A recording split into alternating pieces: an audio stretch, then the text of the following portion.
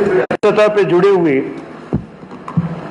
और जिस पे हमारी इकॉनमी खड़ी है, खासकर जम्मू कश्मीर की, आज दो बड़े इंपॉर्टेंट डिपार्टमेंट्स हैं और तीसरा जो प्रजातंत्र और लोकतंत्र की व्यवस्था बनाने के लिए है, और चौथा उसके साथ कोऑपरेटिव मूवमेंट को अगर आप देखेंगे तो उसका हमारी आज़ादी में भी बहुत बड़ा रोल रहा है।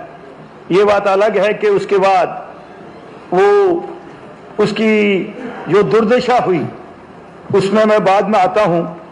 तो सबसे पहले इलेक्शन जो डिपार्टमेंट है, और आज 7 डिमांड्स पे जो ग्रांट्स हैं उन पे यहां डिस्कशन चल रही है। तो मुझे लगता है, मुझे खुशी है कि ये महकमे सारे ही ऑनरेबल मिनिस्टर बड़े काबिल हैं। कहीं कोऑर्डिनेशन की बात हो सकती है, कमी हो सकती है। मेरे साथ ऑनरेबल मिनिस्टर जो इस समय agriculture protection, rural development, cooperative, election, 4 साल हमने बड़ा नजदीकी से काम किया है। मैं उनकी कार्य प्रणाली को और उनकी कार्य क्षमता को जानता हूं और मुझे पूरा भरोसा है कि वो अपने कर्म का निर्वाह ईमानदारी से करेंगे। तो मेरी सजेशन है कि हमारी लॉन्ग पेंडिंग इलेक्शंस हैं पीआरआईज की और लोकल बॉडीज की। मुझे लगता है कि हमारी डेमोक्रेसी की वजूद पूरा नहीं होता है जब तक हम ग्रास रूट लेवल के इंस्टीट्यूशन हमारे जो हैं, आज 78 साल ऑलमोस्ट होने जा रहे हैं, उसमें अगर हम देखेंगे तो 35 साल हम यहां विदाउट पीआरआईज के रहे हैं।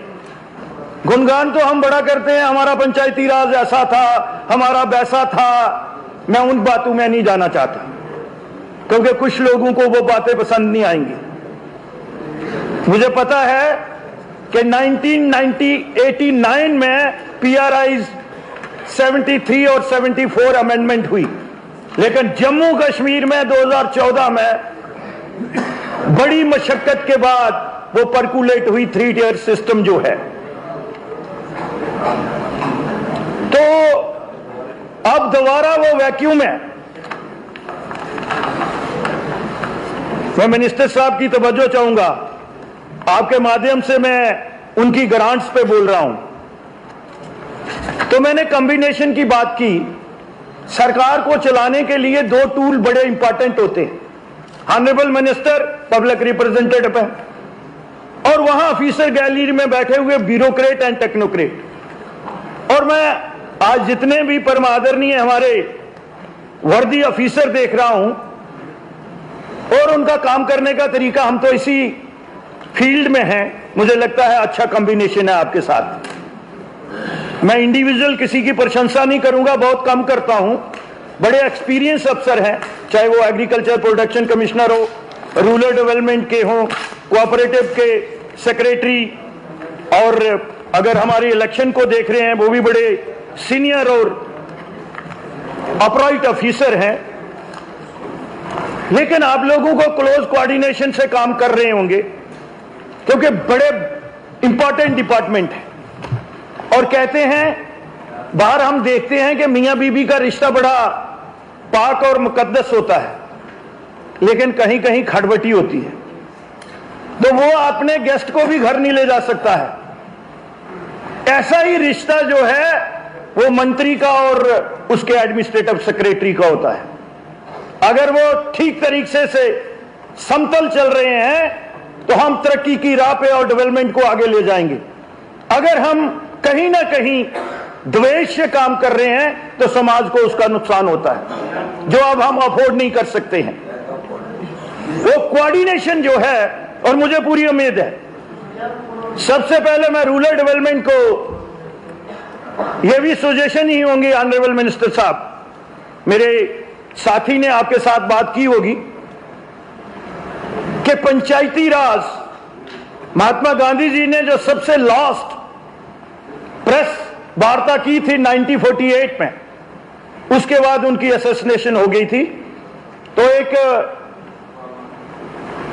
फॉरेन के रिपोर्टर ने उनसे पूछा कि बापू आजादी तो हो गई, तो इसके बाद क्या है?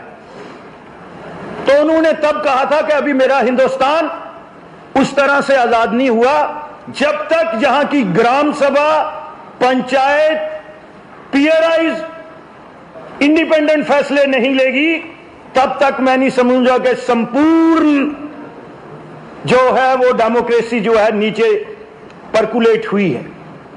हमारी 3 टियर सिस्टम तो आ गई। ऑनरेबल स्पीकर साहब, मैं बड़े वसूख के साथ कह रहा हूं, मुझे माफ करेंगे माननीय मंत्री जी भी, मैंने बहुत चिट्ठियां भी लिखी इनके डायरेक्टर्स को और एडमिनिस्ट्रेटिव सेक्रेटरी को, लेकिन अब नहीं लिखी।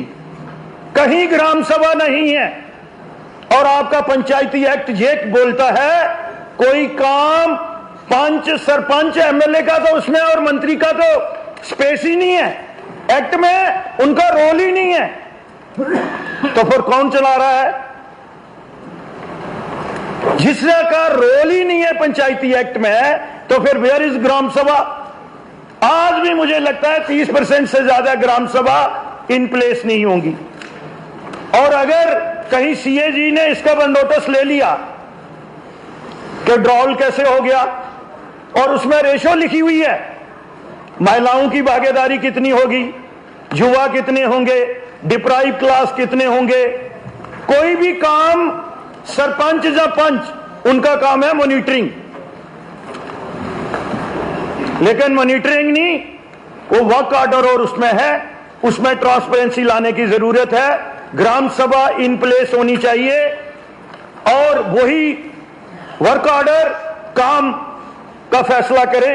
क्वालिटी के लिए मेरे साथी ने भी बोला होगा, आपके पास ऑर्डर बेस एडमिनिस्ट्रेशन है, गैप्स रहते हैं, but make them accountable for that.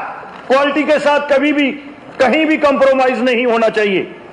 Liability की बात आई उधर से भी इधर से भी।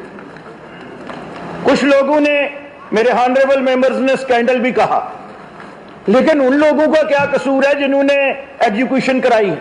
Fix the responsibility of the DDOs, administrative secretary and director जो उस समय थे।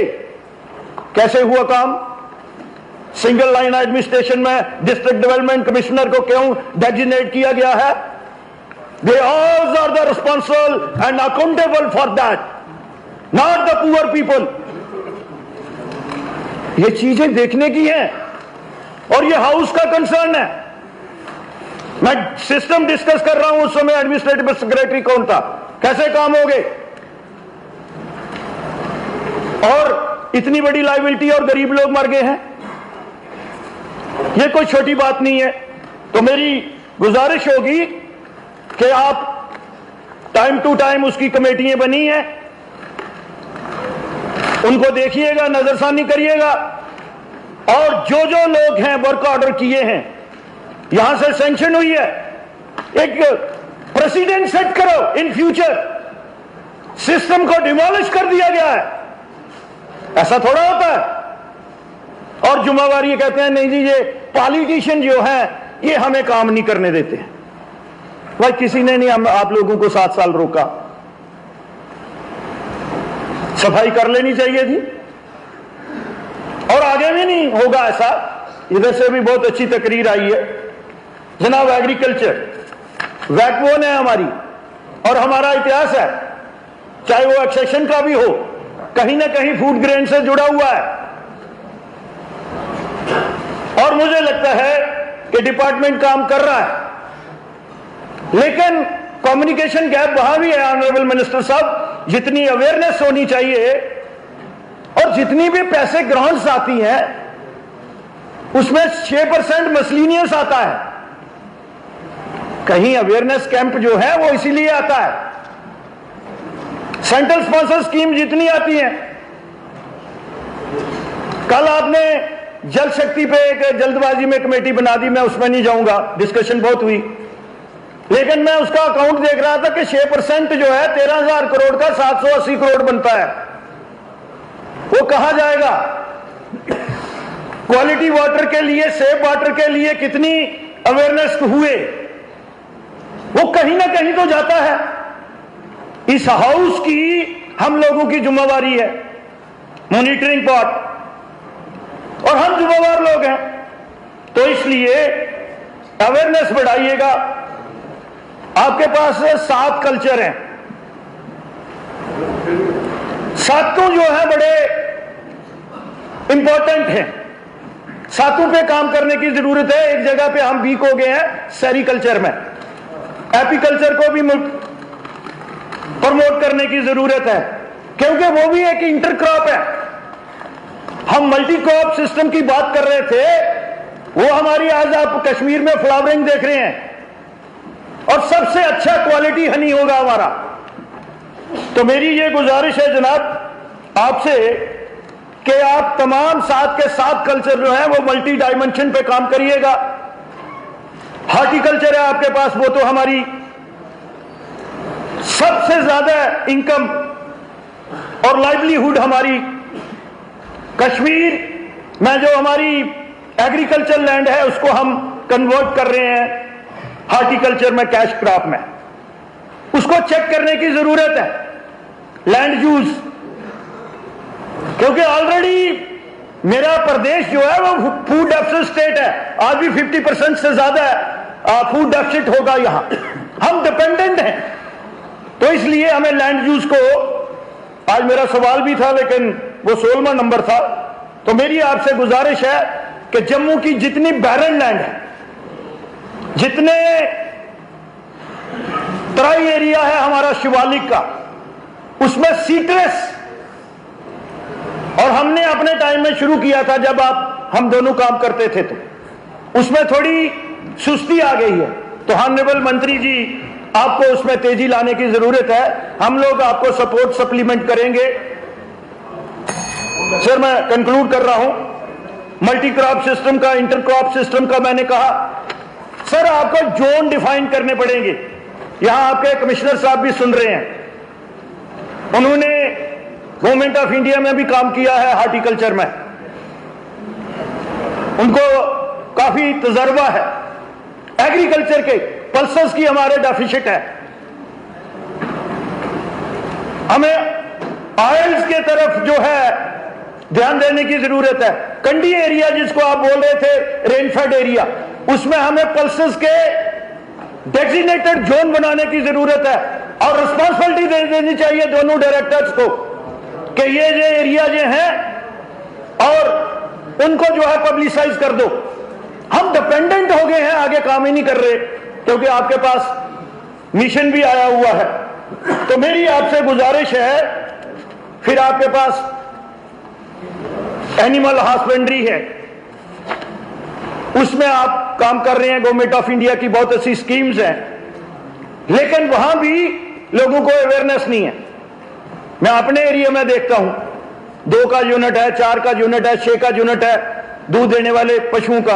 आज भी हमारा यहां मिल्क प्रोडक्शन में डेफिसिट है, बाहर से मिल्क आ रहा है, और हम खुद कफील हो सकते हैं, विद इन नो टाइम हो सकते हैं, लेकिन डिपार्टमेंट को उस पर काम करना चाहिए। ये रिच मीट ईटर स्टेट है हमारी। आज भी 20 लाख से ज्यादा शीप्स एंड गोट्स जो है वो बाहर से इंपोर्ट की जाती हैं। हमारे पास ग्रेजिंग पास्चर एरिया बहुत है, हमें उसकी तरफ जाना चाहिए। Sheep farming and goat farming की तरफ जाना चाहिए, उसकी तरफ नहीं जा रहे। खच्चर और पोनी का हमारे बड़ा स्कोप है, म्यूल के फार्म्स हमारे, उसको भी हमें प्रमोट करनी चाहिए। तो मेरी आपसे मंत्री जी यही गुजारिश है। और फिर post harvesting and post harvesting, हमारे पास सिस्टम नहीं है।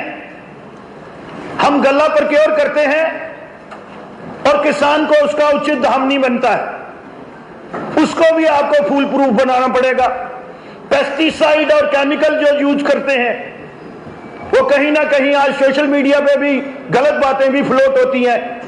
आपका जो क्वालिटी कंट्रोल डिपार्टमेंट है, उसको और शार्प करने की जरूरत है। पोल्ट्री बड़ा पोटेंशियल है, इन करोड्स हमारे पोल्ट्री बोर्ड्स और एग्स जो है वो बाहर से हम इंपोर्ट करते हैं। कितनी इकॉनमी हमारी जो है वो हम बाहर दे देते हैं, और यहां बेरोजगारी। मेरे भाई साहब, मेरी आपसे गुजारिश है कि इंडस्ट्री बड़ी बड़ी नहीं आएंगी, क्योंकि हम टेल एंड पे हैं। फिर फिनिशिंग गुड्स भी हमने वहां लेके जाने हैं। हमारी सबसे बड़ी इंडस्ट्री जो है वो एग्रीकल्चर और अलाइड जो उसके हैं, इससे बड़ी इंडस्ट्री जम्मू कश्मीर में कोई नहीं हो सकती। तो मैं स्पीकर साहब आपका भी बहुत बहुत धन्यवाद करता हूं और ऑनरेबल मिनिस्टर से ये अपेक्षा करता हूं कि जो सजेशन मैंने दी हैं, ये बात अलग है, मेरे अजीज भी हैं, लेकिन चाय का कप भी नहीं कभी पिलाया। वो तो गिला शिकायत मैं करता ही रहूंगा और मेरा हक बनता है इन पे करना। बहुत बहुत आपका धन्यवाद। जय हिंद।